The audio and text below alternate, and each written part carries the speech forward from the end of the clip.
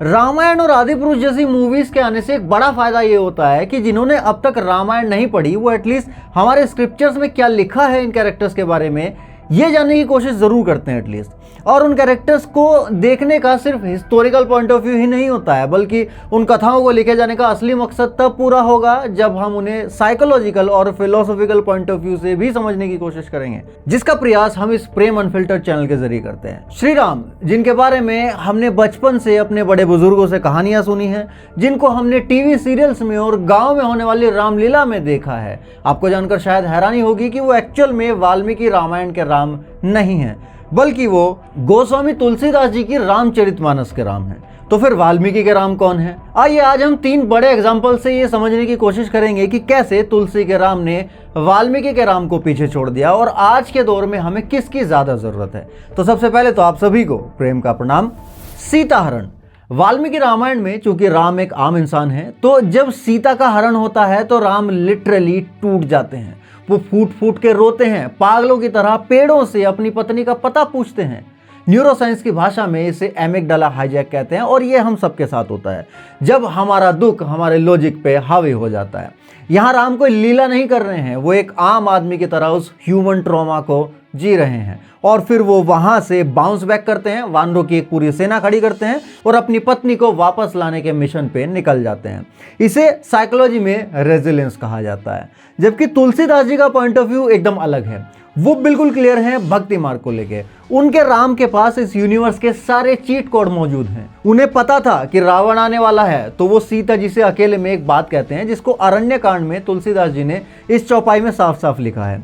सुनहु प्रिया व्रत रुचिर सुशीला, मैं कछु कर भी ललित नर लीला, तुम पावक महु करहु निवासा, जो लगी करो निशाचर नासा।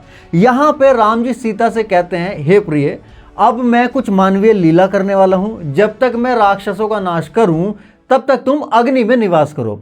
और इसके तुरंत बाद असली सीता जी अग्निदेव के पास चली जाती हैं और उनकी जगह उनकी परछाई यानी कि माया सीता वहां रह जाती है, जिसका कि रावण ने हरण किया था। यहाँ से इंटरेस्टिंगली रावण को हराने के बाद राम ने जो सीता की अग्नि परीक्षा ली उसका पूरा साइकोलॉजिकल कॉन्टेक्स्ट भी बदल जाता है, जो कि एक बहुत बड़ी फेमिनिस्ट एंड पैट्रियार्कल डिबेट बन चुकी है आज के टाइम में।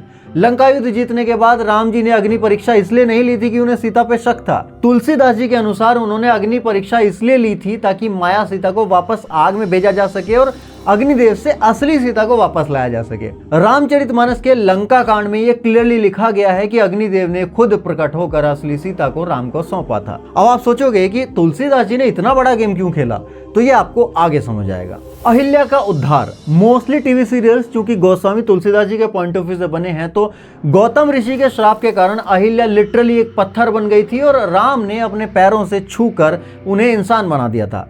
ये एक मिरेकल था जैसा कि हम जानते हैं, लेकिन वाल्मीकि रामायण का सच जान के आपको थोड़ा सा शॉक लग सकता है।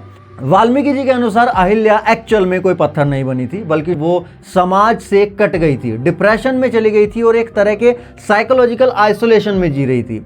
उस वक्त उनकी स्थिति बिल्कुल ऐसी थी जिसे हम लिविंग डेड कह सकते हैं। राम ने वहां जाके उन्हें पैरों से नहीं छुआ था, बल्कि राम और लक्ष्मण ने खुद आगे बढ़ के अहिल्या के पैर छुए थे। एक समाज से निकाली गई औरत को वापस से डिग्निटी और रेस्पेक्ट देके वापस लिया था।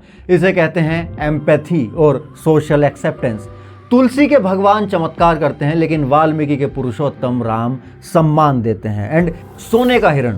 अब इस पॉइंट को बहुत ध्यान से समझना, क्योंकि यहाँ से ह्यूमन साइकोलॉजी का सबसे बड़ा लेसन निकल के सामने आने वाला है। तुलसीदास जी के राम को पता है कि वो सोने का हिरण मारीच नाम का राक्षस है, लेकिन वो फिर भी जाते हैं क्योंकि उन्हें रावण को मारने की अपनी स्क्रिप्ट पूरी करनी है। लेकिन वाल्मीकि रामायण में जब सीता उन्हें स्वर्ण मृग लाने के लिए कहती है, तो यहाँ पे इंटरेस्टिंगली लक्ष्मण उन्हें वार्न करते हैं तुरंत। यहाँ वाल्मीकि जी कहते हैं, शंकमान तु तम दृष्टा लक्ष्मणो रामम अब्रवीत तम एव एनम अहम मन्ये मारीचम राक्षसम मृगम। अर्थात उस आश्चर्यजनक हिरण को देखकर लक्ष्मण जी को शंका हुई और उन्होंने राम जी से कहा, भैया मुझे पूरा विश्वास है कि ये हिरण कोई और नहीं बल्कि वही राक्षस मारीच है। इवन आगे लक्ष्मण राम को बहुत तगड़ा लॉजिक देते हैं और कहते हैं कि दुनिया में आज तक ऐसा रत्नों और सोने से जड़ा हुआ हिरण कभी हुआ ही नहीं है, ये पक्का उस मारीच की माया है। लेकिन चूंकि राम स्वयं उस हिरण की सुंदरता से अट्रैक्ट हो जाते हैं, उन्हें लगता है कि सीता को ये पसंद है तो मैं इसे जरूर पकड़ के लाऊंगा। मॉडर्न साइकोलॉजी में इसे कॉग्निटिव ब्लाइंड स्पॉट या कंफर्मेशन बायस कहते हैं। जब आप किसी को बहुत प्यार करते हैं, जैसे राम सीता से करते थे, और उन्हें खुश देखना चाहते हैं, तो आपका इमोशनल ब्रेन आपके लॉजिकल ब्रेन यानी कि प्री फ्रंटल कॉर्टेक्स को शट डाउन कर देता है। राम को उस वक्त लक्ष्मण का लॉजिक नहीं दिखा, उन्हें सिर्फ सीता की खुशी दिखाई दी। वहां पे ये दिखाता है कि राम के अंदर भी एक आम इंसान वाली वल्नरेबिलिटीज मौजूद थी, और यही चीज उन्हें हमारे लिए ज्यादा रिलेटेबल बनाती है। अब यहाँ ध्यान देने वाली बात यह है कि गोस्वामी तुलसीदास जी ने वाल्मीकि रामायण में राम के कैरेक्टर के जितने भी ह्यूमन फ्लॉज थे वो सब छुपा लिए और उनको लीला का नाम दे दिया, फिर चाहे वो स्वर्णमृग हो या फिर अग्नि परीक्षा। लेकिन ऐसा उन्होंने क्यों किया, इसे समझने के लिए आपको उस दौर की साइकोलॉजी और हिस्ट्री को समझना होगा। महर्षि वाल्मीकि जी ने जब रामायण लिखी थी तो वो एक ऐसा समय था जब मोस्टली समाज के लोग मानसिक और शारीरिक रूप से स्वतंत्र थे। समाज में बुराइयां थी डेफिनेटली, लेकिन फिर भी लोगों का जीवन स्वतंत्र था। तब लोगों को एक आदर्श राजा और इंसान के संघर्ष की कहानी चाहिए थी जो उन्हें धर्म सिखा सके। वाल्मीकि जी की टारगेट ऑडियंस वही आज़ाद समाज था। अब फास्ट फॉरवर्ड करके 16th सेंचुरी में आते हैं। ये वो दौर था जब तुलसीदास जी ने रामचरितमानस लिखी, और उस वक्त भारत पे मुगलों का शासन था। पूरे देश में हमले हो रहे थे, मंदिर तोड़े जा रहे थे, और आम जनता बुरी तरह से डरी हुई थी, वो मेंटली टूट चुकी थी। तो ज़रा साइकोलॉजी के नज़रिए से सोचिए, जब एक इंसान या पूरा समाज पहले से ही सर्वाइवल मोड में हो, खुद को पूरी तरह से पावरलेस फील कर रहा हो, तो क्या आप उसे एक ऐसे भगवान की कहानी सुनाएंगे जो खुद अपनी पत्नी के लिए रो रहा है, जो खुद एक आम इंसान की तरह स्ट्रगल कर रहा है? नहीं। टूटे हुए समाज को रेजिलेंस की नहीं बल्कि एक साइकोलॉजिकल एंकर की जरूरत होती है, एक मानसिक सहारे की। तुलसीदास जी ने उस वक्त के समाज की साइकोलॉजी को समझा। उन्होंने ये समझ लिया था कि इस डरे हुए समाज को एक इंसान राम की नहीं बल्कि एक ऐसे सर्वशक्तिमान भगवान की जरूरत है जो उन्हें ये भरोसा दिला सके कि डरो मत, मैं ऊपर बैठा हूँ, मुझे सब पता है और मैं सब ठीक कर दूंगा।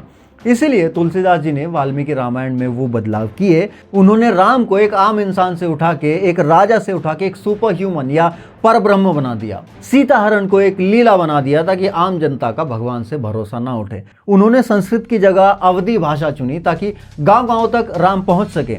तुलसीदास जी ने रामायण को नहीं बदला, उन्होंने उस दौर के समाज को डिप्रेशन और हार से बचाने के लिए एक बहुत बड़ा कॉपिंग मैकेनिज्म तैयार किया था। उन्होंने भक्ति का वो इंजेक्शन दिया था जिसने उस वक्त भारत के कल्चर को खत्म होने से बचाया था। तो अब आप बताओ, आज का जो इंसान है जो रोज स्ट्रेस, करियर की टेंशन और डिप्रेशन से लड़ रहा है, उसे किसकी सबसे ज्यादा जरूरत है आज? एक ऐसे भगवान की जिसके पास सारी शक्तियां हैं, या फिर एक ऐसे इंसान की जो हमारी तरह रोता है, टूटता है, कॉग्निटिव बायस का शिकार होता है, लेकिन फिर भी अपने लॉजिक और अपने धर्म के रास्ते से नहीं हटता? तुलसीदास जी के राम हमें हाथ जोड़कर सरेंडर करना सिखाते हैं, लेकिन वाल्मीकि जी के राम हमें लाइफ की सबसे बुरी सिचुएशन में भी खड़ा होना और लड़ना सिखाते हैं। राम कोई चमत्कार नहीं है, राम इंसान के भीतर की वो सबसे ऊंची चेतना है जिसे हम और आप अपने धैर्य और रेजिलेंस से जगा सकते हैं। कमेंट्स में मुझे अपना पॉइंट ऑफ व्यू जरूर बताना है कि क्या हम चमत्कार देखने के चक्कर में राम के इंसानी संघर्षों को भुला चुके हैं। अगर आज की इस वीडियो ने आपके सोचने का नजरिया थोड़ा भी बदला है तो इस वीडियो को लाइक करो और शेयर करो हर उस इंसान के साथ जिसको आप ये पॉइंट ऑफ व्यू दिखाना चाहते हैं रामायण का, श्री राम का। और इसी तरह की और भी वीडियोस देखने के लिए चैनल को सब्सक्राइब जरूर कर लेना। मैं मिलता हूं आपसे नेक्स्ट वीडियो में, तब तक के लिए जय श्री राम।